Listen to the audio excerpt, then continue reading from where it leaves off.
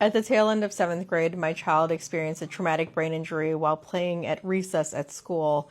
We were never notified. There were adults around. Nobody told us, and we didn't know what to do. Thought he just had a headache. We didn't really look into it. This is why we homeschool. We're homeschooling two children, that third child, after 1 year of dealing with so many different concussion symptoms, therapies, medication, all of the things. He's finally able to attend school again. He missed his entire 8th grade year. And he also experienced a lot of isolation. He had headaches for, I think it was about 7 months, 8 months. And it was one of the most exhausting things and hardest things he's ever been through. But it took a toll on our family, and it actually made me a different person. I'm a different person now.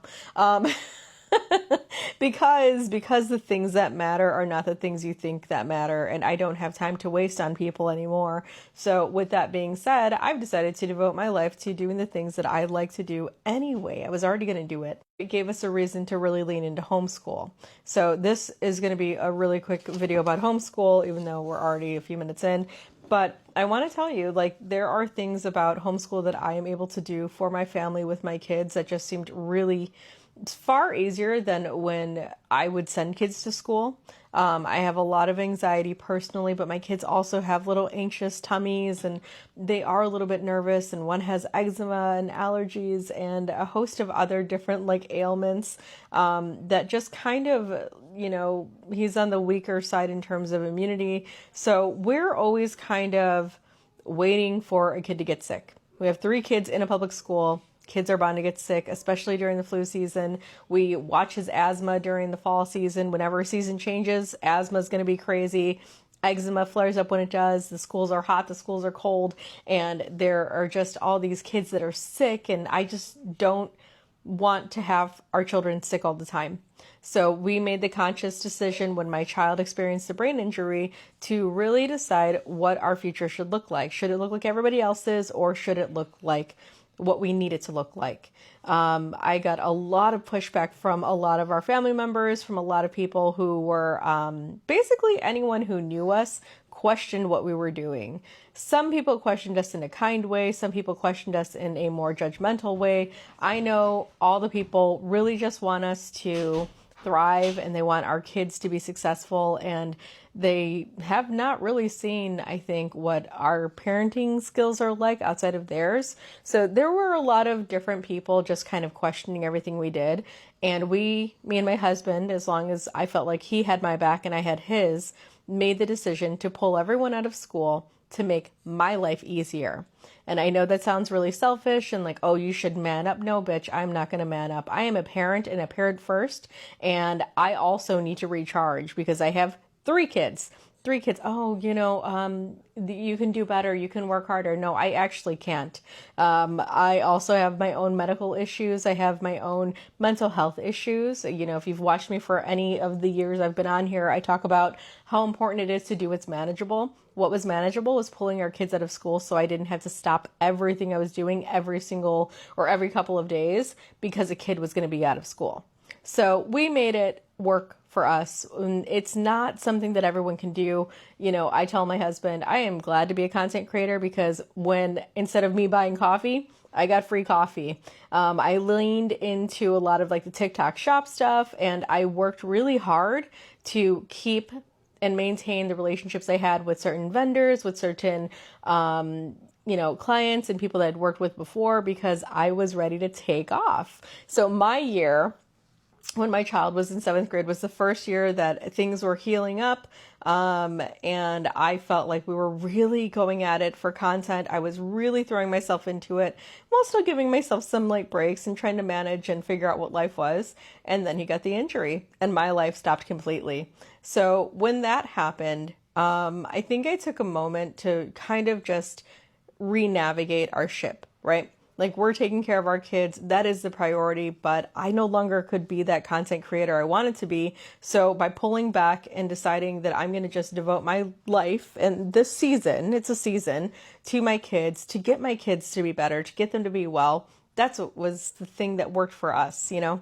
I pride myself in the fact that I have maintained those friendships and relationships with businesses and partnerships, but there were a lot of things I had to cut out.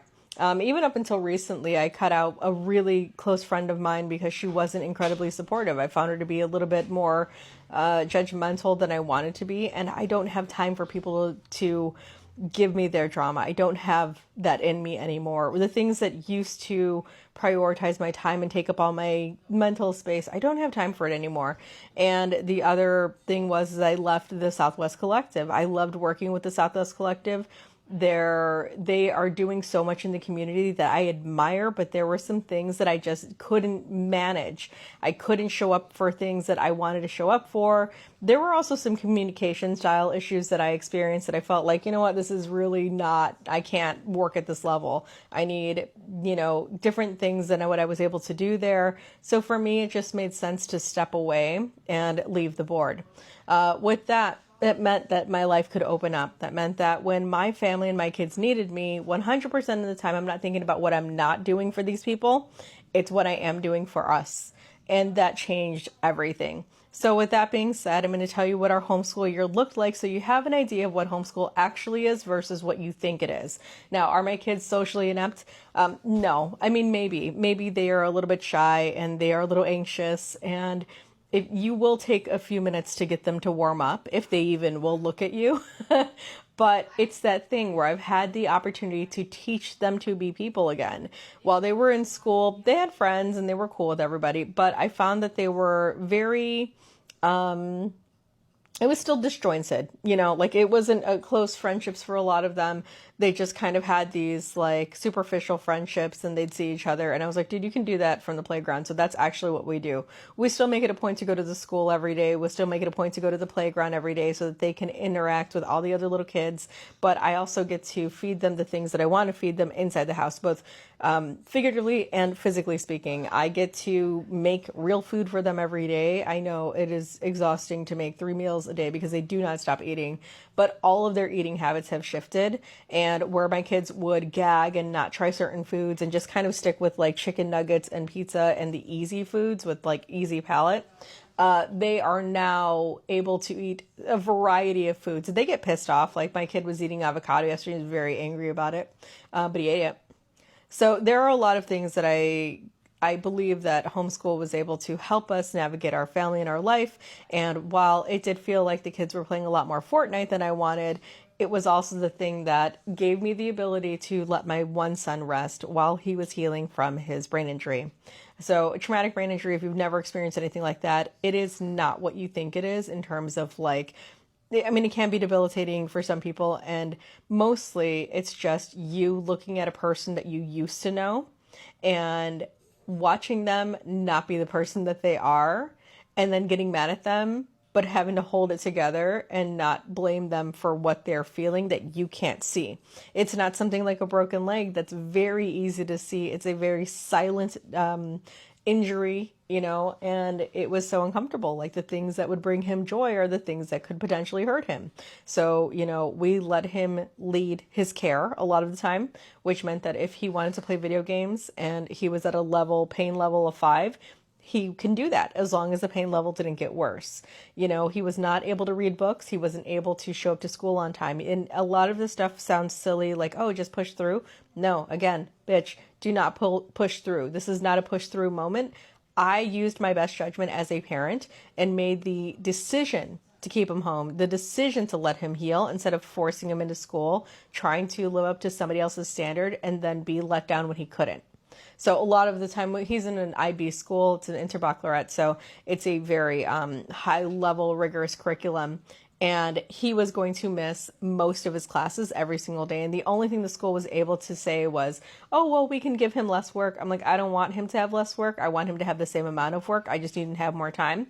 But because the actual program of interbaccalaureate is so, it's so sped up that you can't actually like slow it down for a student, like because they're already like weeks ahead when you're finally done when you have a brain injury. So for that whole experience, I found that it was better for us to just let him stay home, and I would just kind of challenge him. I would have him watch movies and films that were challenging on a social level, and also a social emotional level, because I was far more concerned with his mental health and his mental state than I was with the lack of capabilities he had at that time. There was nothing I was going to be able to do to make it heal faster. It is a brain injury. You can't make it heal faster. The worst part about that is that he actually had a double concussion. We were at a zoo and he fell, and it was just an accident. And I took him to the ER immediately. He had an MRI. He didn't have a brain bleed or anything, thank God. But he did have a second concussion. So this was kind of why we had such a long period of the concussion, but the concussion itself didn't stop. The concussion itself didn't actually, like, the symptoms were still there. They were still present for a few months, even before that second concussion. So I knew that this was going to be a hard year. I mentally prepared myself for that. And I said no to every single project that we possibly could, because they just needed my help in a different way. So now I find myself in this really strange place, because my kids didn't really have the school year I expected them to, because we were still doing a crazy amount of appointments. So the other thing that I'll mention here is that my middle child, he actually has like eczema, asthma, autism. And the thing that really impacts us is how his skin is. He's incredibly brilliant, so there aren't so many like delay issues or learning disabilities or anything like that. His mood, nah. That's a whole other thing we're working on, behavior issues and things like that. But mostly it's ODD stuff. And if you don't know what any of these terms are, just look them up yourself. But that whole experience of being able to heal his skin, where he was literally blotchy and red and scaly and uncomfortable and crying every night when we'd slather cream on him, to where he is now, where he's like not even using cream half the time. It is night and day difference, and I attribute that to the kind of care that we were able to give him. So when I look at homeschool and what we're doing, it was a lot of like self-care and getting better, healing, balancing, and just trying to get these kids into the right physical and emotional state of mind that would be beneficial to them overall for long term. I care that I don't want my kids like burning out in school. And I felt like with how rigorous the program was, they were work. And there's nothing wrong with that. Like, I love that. But for my kids, it's not working. So between that and the appointments, like they literally sent him home one time, like made me pick him up because they thought he had MRSA because he was all scaly and red. And I'm like, dude, this is eczema. Took him to the doctor. He has eczema. So it's a lot of different things, led us to do homeschool. And I will say that the public school system is excellent. I have experienced nothing but really good teachers, people who cared about us, people who tried to make it work for all of my kids. And I really didn't want my daughter to be the only one in school. So that is the reason why she stayed home. She actually wanted to be in school, but she did have some anxieties around the way the teachers navigate students in lines and the yelling or shouting or all the noise that it was just sensory overload for her. So when I put all these things together and then we look at what homeschool is now for us, I might have lost my train of thought there somewhere. I might get it back. It's not that we're doing a lower level curriculum. Like, we are doing English grammar recitation. We are using Memoria Press, which is a classical education, but the way we're doing it is going to be far different than the way other people are doing it. So I'm talking about all of these things because I think if you've ever considered homeschooling, or if you ever thought about doing it, or if you had this crazy idea that it was like a bunch of kids doing nothing or a bunch of kids just sitting there like completely isolated, like there's some isolation and we are working on those parts, but you have time to work those things out. I just pray every day that I don't die because these kids are not ready to go back into a public school system yet. Now, we have made it a point to really try and be intentional about what our social skills are building, like what we're doing with it. I feel like we have still some little antisocial parts, but things as simple as going to a restaurant. Some kids are far more confident with making their orders. Some kids are far more confident going to the counter on their own. If you're ordering at a counter, some kids won't get up. They won't move. They will sit in their chair. They will not leave mom and dad's side. And that is not who we have anymore. We have kids who get up and get their own things now. And it was something that we had ingrained in the first child that, 14 years ago, we were able to say, hey, like, we're going to encourage him and we're going to do all these things. And I was like super crazy Montessori and all the things accidentally. Like, it was before I knew what Montessori was. But with all of those really cool things, I found that my kids were not doing that stuff when they were in school. So like the parts that were really good about what I saw my son do and experience was not the same experience we had with these two kids. And we also had a baby somewhere in the mix. And there's a whole other thing that we'll talk about another time. But we had all of these distractions. We had all of these things pulling us in different directions that just weren't healthy for us and our family. So now we can go to a restaurant and my kids will sit there and they will talk with the waiter or waitress. They will joke around. They are, still exposed to the public, just not far as much as I'd like them to be. We're still working on that part though. So when I talk about homeschool and I talk about these things that we're doing with like this book right here.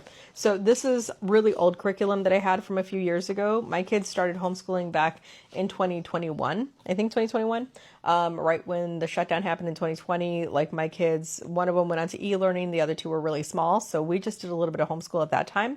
And during that season, we found the kids were able to do kind of their own little homeschool. Didn't matter what age they were.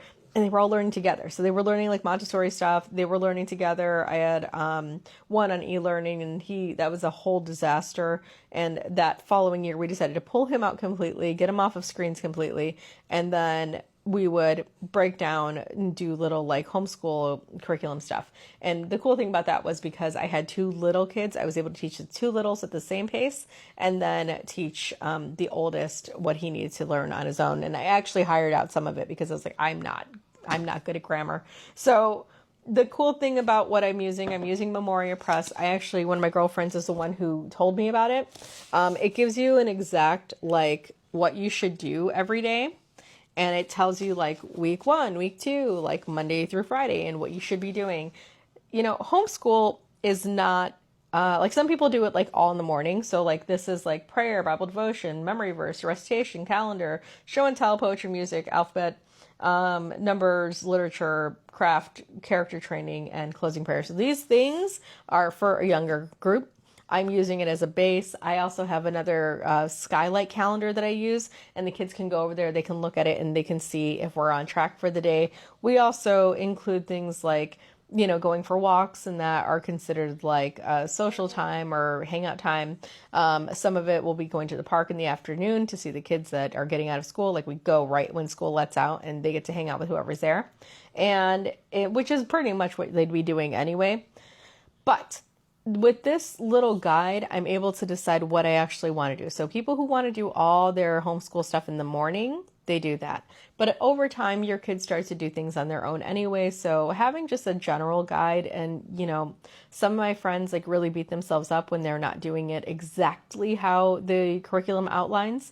I don't care. I'm not doing that. What I'm doing is teaching two kids at two different levels now, and teaching them the core curriculum that they need at the same time. And then the other parts, I separate them. We also do things like, was it Night Zookeeper? That's online. I did by Synthesis, even though I hate Elon Musk. And that was an okay program. It's not been what I wanted it to be for math. So we are a little bit behind on math. And that is the reason why I will not send them back to school yet, because even though they developed in a lot of other ways, even though their grammar and literature and English, access, spelling, all those things are there, I don't feel like their math is up to par. So I do talk to them about maybe going back next year if they want to go back. But I told them, like, basically this is the first month, or this is the first year, or this is the last year. So that's kind of what I'm treating homeschool as. So a good example is what you see me doing, here or in a couple of other videos that I have. I'm going to be showing a lot more of the homeschool side of things because it's just been such a different experience than what I think people expect. So I will stick to most of my schedule with the Skylight calendar, and I will consider the schedule that I have from Memoria Press. I also like to get things ready a little bit ahead of time, or if I'm not able to, I have at least things like, their spelling book where I can let them do independent spelling and they can do that on their own. some of the other things that we really focus on here in our homeschool life is cooking, cleaning, life skills, and things like that. You know, I often say, like, I really wish there was a home ec course that people still experienced in school. I don't think that they do in the public school. But I mean, like, I don't remember taking anything like that even in high school. And it's just such a game changer. Like, my kids know how to make French toast. They know how to make chicken parmesan. Like, I ask them what their favorite meals are and I teach them how to make them because I think it's important for us to have skills when you leave the house. And I've also been the parent who's been very like, you leave at 18, and I've completely taken that back. Like, you stay as long as you want. I'll get a bigger house, you know. No boys can sleep over. That's more of my thing. But we also integrate games. I have a whole basket filled with games that we do, and that's why I like being in the game industry, because I also have a lot of good connections and we can really review those games and play them and learn number things and learn foundational game mechanics and just teach the kids to think differently, you know, teach them to think outside of the box. And, you know, I say this while they're all on Fortnite right now or Minecraft. I don't know what they're playing, but we do things differently. We don't do things like our friends do. And I think that when you really think about what homeschool is, let me show you what art is. Let me see. Art is something that I saw somebody do recently on, this is bubble art. I saw somebody do it on TikTok or Facebook or something. And they are just one of those like channels that does like little cutesy art things. And I was like, that's art. But you know what else is art? Gifts our kids have gotten that involve painting, beading, which is also like fine motor skill stuff, and pretty much anything else I want to teach them. That's what art is. I have clay, I have air dry clay, we have flashcards, we have different projects that we have that we're going to be doing together. We also have museum days, we have library time, we have all of these different things that the kids are able to do because they homeschool and because I now have the patience to homeschool, and I'm also not fighting myself to do it. So I think that's going to be probably it for like this homeschool conversation. I will say that it was the best decision I ever made, was to take the kids out of school last year. A lot of people still don't like it. A lot of people give a shit about it, but I'm not living for anyone except my kids. And as long as me and my husband are in agreement, agreeing about like what we're doing, I feel like this agreement we made is going to impact our family in the best way possible. So I am still hoping to get them into some art classes and maybe some sports. I really feel like they need music and sports, but again, like we have access to everything here. So it's been really cool. And I just want to encourage you, like if you've had no clue what homeschool is, it's not what you think it is. And I am not a college person. I didn't finish school. And I always feel kind of like chip on my shoulder about that. I don't ever feel like I'm smart enough to do anything, but what I can do is read this book and write it on that board that I have in my dining room and use it. I can teach them to the best of my ability, and for everything else, I just hire it out.